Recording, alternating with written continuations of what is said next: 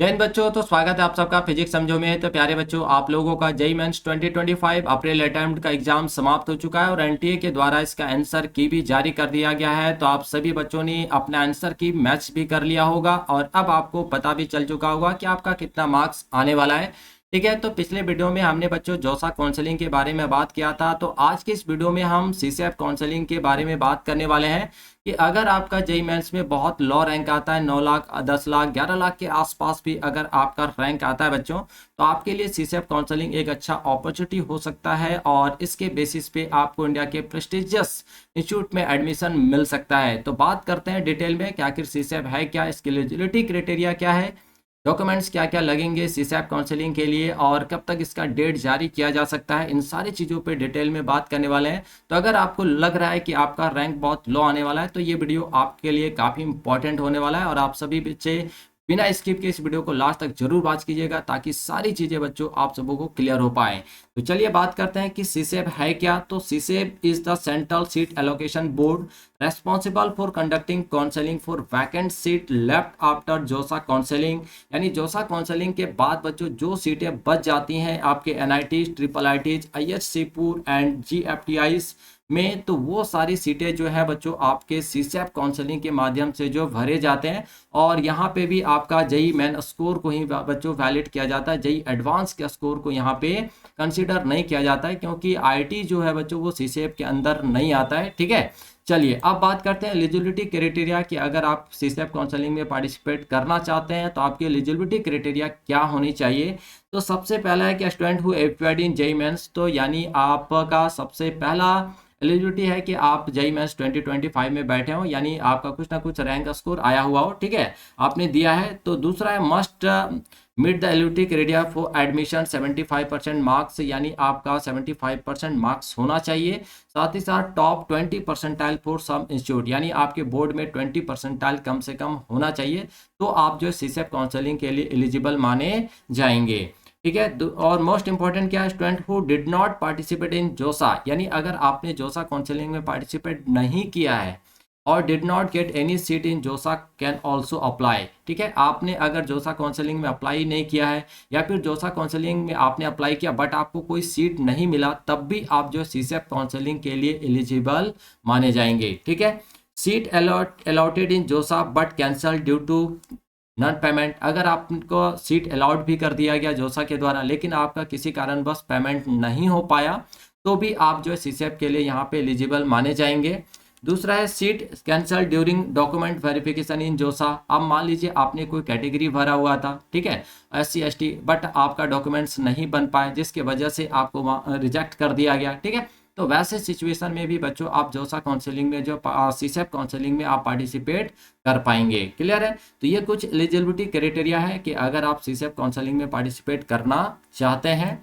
Next है who is not eligible for CSAB. अब कौन कौन है जो सीसैप काउंसलिंग के लिए एलिजिबल नहीं है। तो पहला है candidate allotted and accepted A seat in IIT through जोसा। तो बच्चों अगर आपने जेईई एडवांस दिया और आपको जोसा के थ्रू आईआईटी सीट जो है वो कंफर्म कर दिया गया, अलाउड कर दिया गया और आपने उसको एक्सेप्ट कर लिया है, तो अब आप यहाँ पे सीसैप काउंसलिंग में पार्टिसिपेट नहीं कर पाएंगे। दूसरा है candidate who did not appear in JEE Mains, अगर आपने जेईई मेंस 2025 में अपियर ही नहीं हुआ है तो आप सीसेप काउंसलिंग के लिए एलिजिबल नहीं माने जाएंगे। थर्ड, कैंडिडेट हु विड्रॉ और डिड नॉट पे फी इन जोसा, जैसे आप अगर आपको सीट अलाउड कर दिया गया बट आपने विड्रॉ कर लिया जोसा काउंसलिंग में या फिर आपने फी पेमेंट ही नहीं किया, तो रूल के बेसिस पे जो बच्चों यहाँ पे फिर आप सीसेप के लिए एलिजिबल नहीं माने जाएंगे। फोर्थ है candidate not fulfilling academic eligibility, अगर आप एलिजिबिलिटी क्राइटेरिया को ही फुलफिल नहीं कर पा रहे हैं, जैसे अभी हम लोगों ने बात करा कि कम से कम आपका 75 परसेंट होना चाहिए। ठीक है, साथ ही साथ 20 परसेंटाइल होना चाहिए आपके बोर्ड्स में, तभी आप एलिजिबल जो है माने जाएंगे। तो एकेडमिक एलिजिबिलिटी भी आपको यहाँ पे फुलफिल करना पड़ेगा।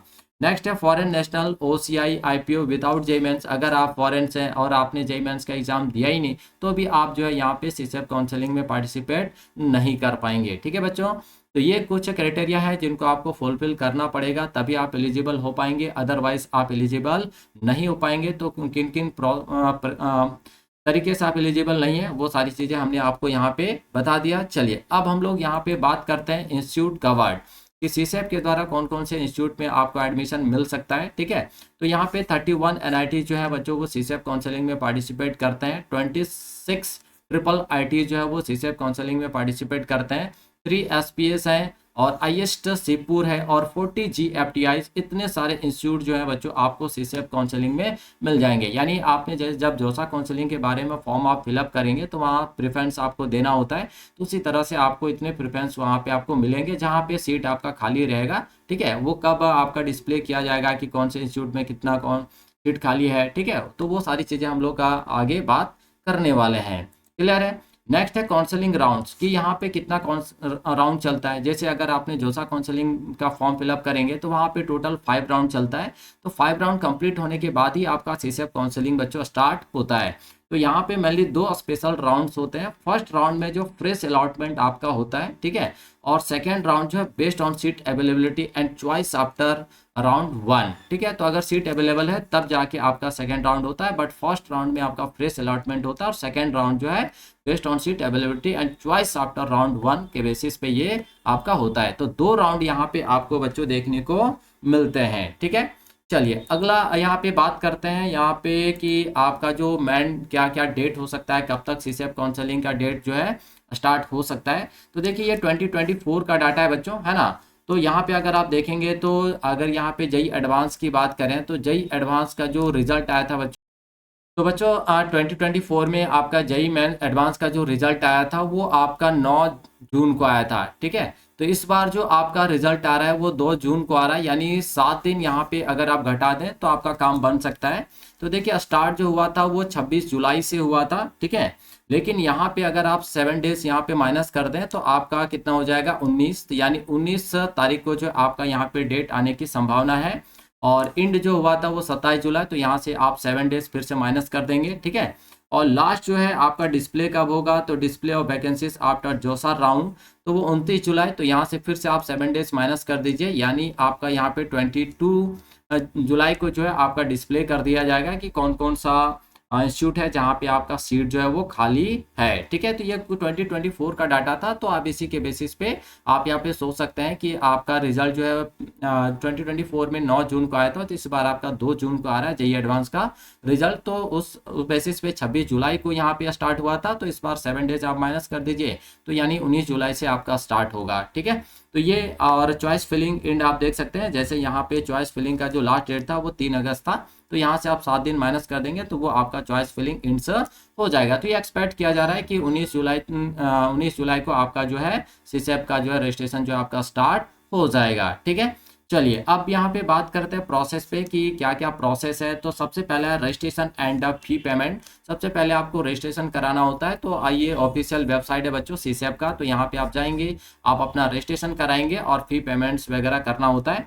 फिर चॉइस फिलिंग एंड लॉकिंग, जैसे आपने जोसा में प्रेफरेंस वगैरह दिया होगा, है ना, तो वो सारी चीज़ें यहाँ पे आपको जो फ्रेश करना है, ये नहीं सोचना है कि आपने जोसा में कर दिया तो वही सारी चीज़ें यहाँ पे होगा, नहीं। सीसेप एक अलग काउंसलिंग है, जोसा आपका अलग काउंसलिंग है, तो यहाँ पे आपको सारी चीज़ें फ्रेश करना पड़ेगा। जो आपने प्रोसेस जोसा में किया है वही प्रोसेस लगभग यहाँ पे सीसेप में भी आपको अगेन फ्रेश तरीके से करना पड़ेगा। ठीक है, फिर आपका सीट अलॉटमेंट होगा, फिर accepting seat by paying seat acceptance fee, तो आप सीट एक्सेप्टेंस फी पेड करेंगे, उसके बाद आपका सीट एक्सेप्ट हो जाएगा। फिर रिपोर्टिंग ऑनलाइन और एट द इंस्टीट्यूट, और सीट अलॉटमेंट के बाद आपको फिजिकली जो है उस इंस्टीट्यूट में जाकर रिपोर्ट करना है। देखिए इंपॉर्टेंट नोट्स क्या है, तो once a seat is accepted in CSAB, अगर आपने सीसेप में कोई सीट जो है एक्सेप्ट कर लिया है, you can not return to JoSAA, तो आप दोबारा जोसा में जो रिटर्न नहीं कर पाएंगे। Only JEE Main score is considered not JEE Advance, तो सीसेप में बच्चों ओनली जो है जेई मेन स्कोर को ही यहाँ पे कंसिडर किया जाता है, जेई एडवांस के स्कोर को यहाँ पे कंसिडर नहीं किया जाता है। ठीक है, चलिए अब बात करते हैं डॉक्यूमेंट्स रिक्वायर्ड के, क्या क्या डॉक्यूमेंट्स बच्चों यहाँ पे लगता है। तो डॉक्यूमेंट्स की बात करें तो सबसे पहला आपका लगेगा सीट अलॉटमेंट लेटर, जो आपका सीट आपको जब अलॉट कर दिया जाएगा उसके बाद आपका ये लेटर इशू होगा, तो वो लेटर आपको लेके जाना है। फिर JEE Main admit card mandatory है, ये आपको लेके जाना ही है। फिर जेई मेन रैंक कार्ड जो है बच्चों ये भी आपका मैंडेटरी है। फिर क्लास 10 सर्टिफिकेट, इस ये मेनली आपका डेट ऑफ बर्थ के प्रूफ के लिए मांगा जाता है। फिर क्लास 12 सर्टिफिकेट, ये आपका क्वालिफिकेशन प्रूफ होता है बच्चों। फिर कैटेगरी सर्टिफिकेट SC ST जो भी है तो वो आपका 1 अप्रैल के बाद का होना चाहिए, ठीक है। ये आप जब भी बनाए तो आप यहाँ पे आप स्टार्ट कर सकते हैं, लेकिन आपका जो डेट होना चाहिए वो 1 अप्रैल के बाद का होना चाहिए, यानी 1 अप्रैल 2025, ठीक है। मेडिकल सर्टिफिकेट जो जोसा यानी सीसेब में फॉर्मेट होता है बच्चों, तो जो फॉर्मेट होता है सीसेब का वो आप यहाँ पे उस पर आपको बनाना है। फोटो आइडेंटिटी कार्ड जो गवर्नमेंट इशूड होता है, जैसे आधार कार्ड, पैन कार्ड। फिर passport size photo, recent passport, PW certificate अगर आप एलिजिबल हैं तो। फी पेमेंट रिसिप्ट, आपने सीट एक्सेप्टेंस के लिए जो फी पेड किया उसका जो रिसिप्ट होगा वो रिसिप्ट आपको यहाँ पे लेके जाना है। और मेडिकल सर्टिफिकेट, यानी दोबारा हमने यहाँ पे लिख दिया, ठीक है, तो मेडिकल सर्टिफिकेट आपको यहाँ पे लेके जाना है। तो ये डॉक्यूमेंट जो है आपके रिक्वायर्ड है सीसेब काउंसलिंग के लिए, ठीक है। चलिए अब हम लोग बात करते हैं बेनिफिट ऑफ सीसेब। तो सीसेब का क्या बेनिफिट है बच्चों, तो last opportunity to get into good colleges, यानी एक अच्छा लास्ट अपॉर्चुनिटी होता है जिसके माध्यम से आपको इंडिया के प्रेस्टिजियस इंस्टीट्यूट में बच्चों एडमिशन मिल सकता है। Helpful for student who missed और did not get a seat in JoSAA, तो उन बच्चों के लिए सीसेब काउंसलिंग काफ़ी हेल्पफुल हो जाता है जिनको जोसा के माध्यम से जो कोई सीट अलाउड नहीं हो पाता है, तो वो सारे बच्चे जो सीसेब काउंसलिंग में पार्टिसिपेट करते हैं और कहीं ना कहीं उनको चांस अपॉर्चुनिटी मिल जाता है, ठीक है। समटाइम्स बेटर ब्रांचेज और कॉलेजेस आर अवेलेबल ईयर, कभी कभी ऐसा भी होता है कि अच्छे अच्छे कॉलेजेस, अच्छे ब्रांच जो भी है बच्चों सीसेब के माध्यम से आपको मिल जाते हैं, ठीक है। तो ये कंप्लीट आपका सीसेब के बारे में था कि कब तक आपका डेट जारी हो सकता है, क्या एलिजिबिलिटी क्राइटेरिया है, क्या डॉक्यूमेंट्स वगैरह लगते हैं, ठीक है। तो एक वीडियो हम ऑलरेडी बनाने वाले हैं आप लोगों के लिए कि कम से कम मिनिमम कितना रैंक तक आपको जो सीसेब के अंदर अच्छे प्रेस्टिजियस इंस्टीट्यूट जो है मिल जाएंगे, ठीक है। तो आए बच्चों आप सबको वीडियो अच्छा लगा होगा, अगर बच्चों वीडियो अच्छा लगा हो तो इस वीडियो को एक लाइक जरूर कीजिएगा, प्यारा सा कमेंट जरूर कीजिएगा। और अभी तक आपने हमारे चैनल को अगर सब्सक्राइब नहीं किया है तो चैनल को सब्सक्राइब करके बेल नोटिफिकेशन ऑन जरूर कर लीजिएगा, ताकि टाइम टाइम पे आने वाले वीडियोस का इन्फॉर्मेशन आप तक पहुंचता रहे। तो मिलते हैं बच्चों इसी तरह के इन्फॉर्मेटिव वीडियोस के साथ और नए अपडेट्स के साथ नेक्स्ट वीडियो में। तब तक के लिए आप सभी बच्चों को थैंक यू, बाय बाय।